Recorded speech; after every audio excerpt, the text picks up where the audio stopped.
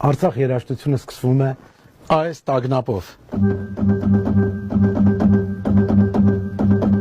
Սա տագնապ է, որ մեր երկրի վրա հարձակվել են, սա վատ լուրն է, որ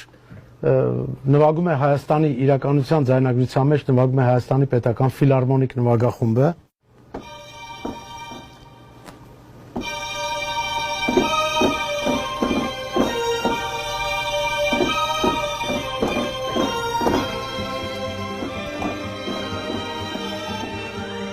Այս այդ վատ լուրն է, որ